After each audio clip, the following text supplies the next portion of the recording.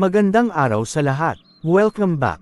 Ngayon, ituturo ko sa inyo kung paano ayusin ang inyong GCash account kung ito ay verified na pero naka-on hold pa rin. Nakakainis ito minsan, pero huwag mag-alala, gagabayan ko kayo sa tamang paraan kung paano ito masolusyonan. Unang hakbang, alamin ang dahilang nilalagay ng GCash sa on hold ang isang verified account.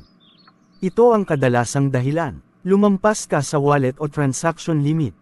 May kaina-hinalang activity o kakaibang galaw sa account. May ulat ng scam o fraud na konektado sa account. O kung kailangan ng dagdag na pagsunod sa mga panuntunan ng Bangko Sentral ng Pilipinas o BSP. Para malaman ang tiyak na dahilan, i-check ang notification sa app o ang email, SMS mula sa GCash. Pangalawang hakbang, siguraduhin ang seguridad ng iyong account. Bago ka gumawa ng kahit ano, siguraduhin muna ang account mo. Palitan agad ang iyong MPIN.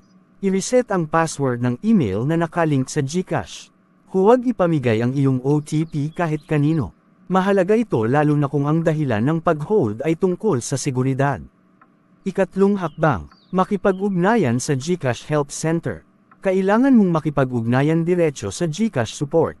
Ganito ang gagawin. Buksan ang GCash app. Itap ang profile, help. Piliin ang submit e-ticket.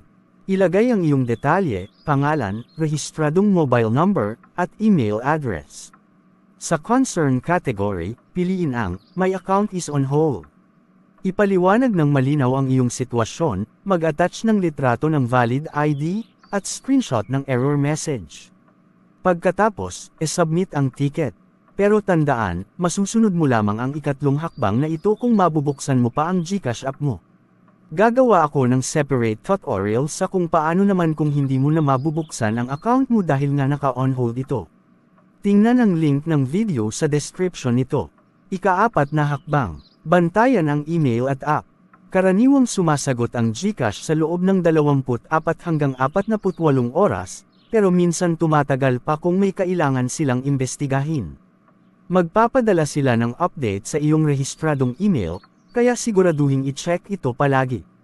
Ika-5 hakbang, sundin ang mga kailangan. Kung hihingi ang GCash ng dagdag na dokumento, gaya ng proof of transaction, bilang statement, o karagdagang ID, ipasa agad ito. Mas mabilis mong maibibigay ang requirements, mas mabilis ding matatanggal ang hold.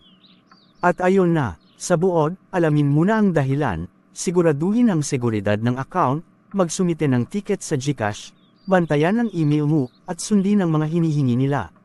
Kapag na-clear na, balik normal na ang iyong account. Kung nakatulong ang video na ito, huwag kalimutang i-like, i-share, at mag-subscribe para sa mas marami pang tutorials. Maraming salamat sa panunood.